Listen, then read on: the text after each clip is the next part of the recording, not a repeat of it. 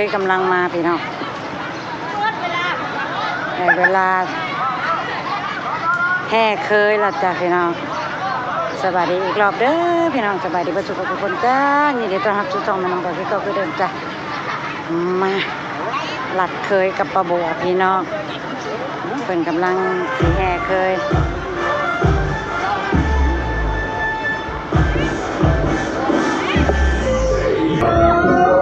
มาแล้วพี่น้องเคย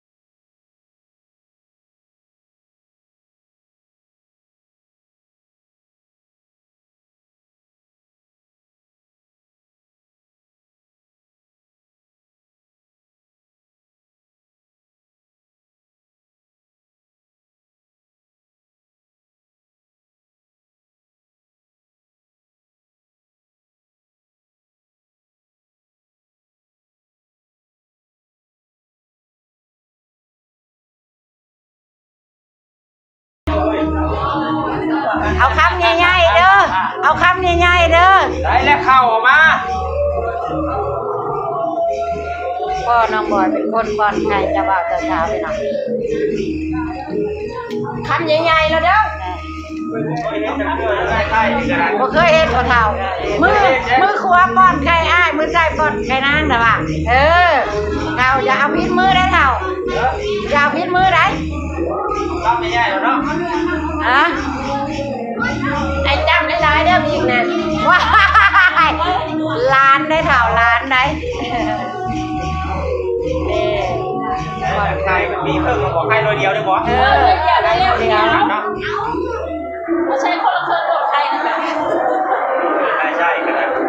รัวๆเลยเรียกน้องไม่ใช่ก็รัวๆเลยเรียกใช่บอกเอาปอนไข่จ้าตายโลดชูเอาไหนมันได้บ่เบิ่งประบวเปลี่ยนมุมก่อนมันเป็นอันสะท้อนแสงพี่น้องเรียอยู่บ่นี่เป็นจังเนาะน้ำบาดในเท้าน้ำคืนต้องปันจอกเดียวนะข้างแข่งกันเพิ่นว่านั่นได้แค่ไข่จะเบาแค่ไข่จะเบาแค่ไข่เลยเด้อจะเบาแค่น้ำได้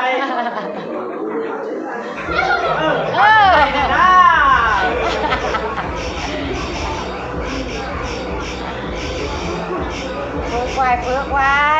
จะน้อยกับงานลูกเขา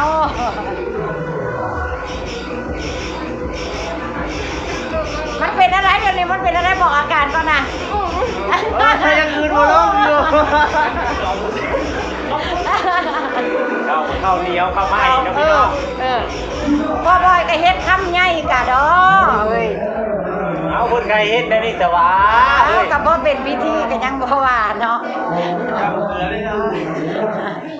ไว้ลังงานเขาจับมันลายได้ของพิกนี่ได้โอ้นั่นบ่คอยบอกว่าจับหลาย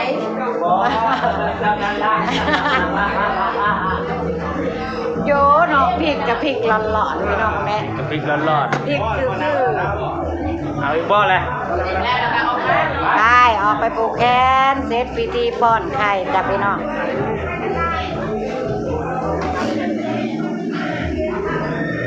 ไปนางพักวันหลานสาวคอยพี่น้องเลย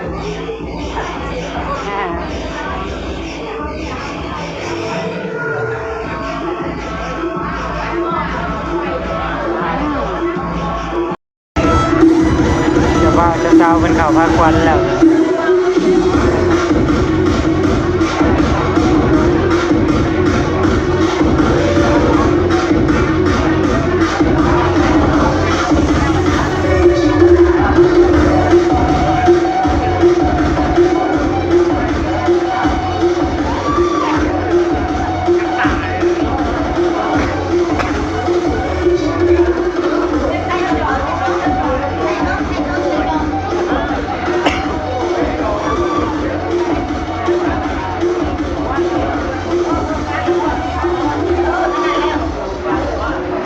ตัวใหญ่เลย2ไป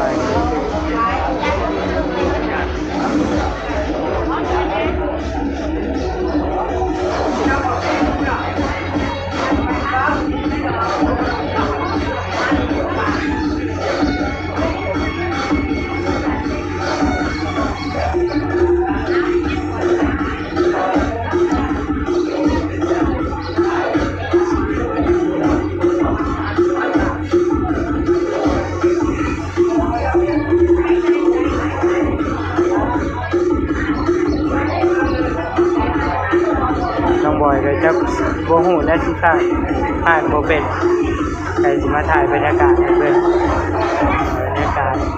การข่าวภาควันของประเทศลาวเป็นเหตุอะไรนี่ล่ะ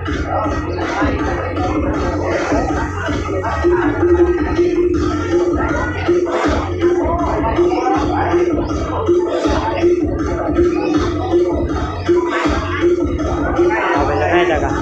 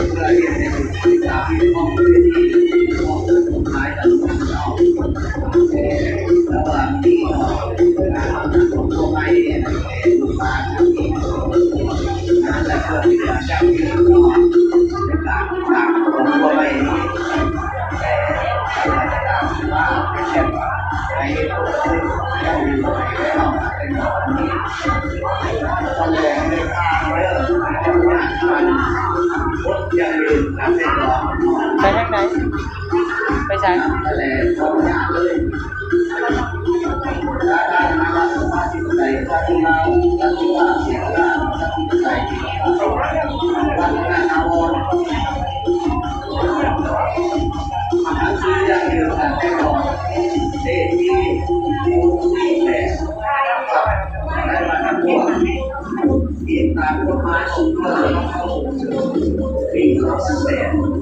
กินได้ก็มาขัดแต่ว่าเปล่าเปล่า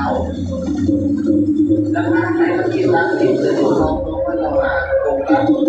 เป็นไม่เล่นทำเหมือนพอพอหาโลกแบบที่เรื่องโกงน้ำลายคุณเอาโลกได้ดีสามคนพ่อไม่ที่เรียกเท่าโกงต่อสายตรงให้ดูเศร้าหาดี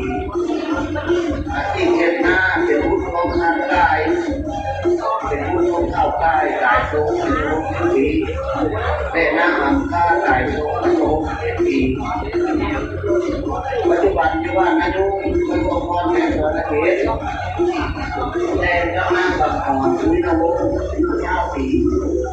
นักที่เรียนหน้าเป็นผู้ชมอาเบอร์อายุ52 ปีแต่นักขายวินาโวอายุ39 ปีบ้านอยู่ปัจจุบันบ้านนักพวกคุณพ่อแม่หัวนักเก็ตฝ่ายซ้ายประกอบที่หนึ่งข้าวเกิด2 เรื่องเป็นลูกของเจ้าบ่าว2นักกับป่าอันที่2เป็นหน้าสาวของเจ้าบ่าว3นักอัมพาสายตรงเป็นแม่ที่สำหรับฝ่ายนี้เนาะ ยายเพิ่นบรรยายจบก่อนน้องบอยยังอยู่มาถ่ายครับเรียบร้อยแล้วเหลือแต่เวลาแขกเป็นมากกันน้ำข้าวปุ้นเฮียละวันคลิปนี้น้องบอยกับชิเก็บภาพบรรยากาศไว้สำนี้แหละเด้อฝากกดไลค์กดแชร์กดติดตามให้ช่องแม่น้องบอยเมื่อนี้ก็ชิเก็บภาพบรรยากาศงานแต่งของพี่สาวไว้สำนี้ละสบายดี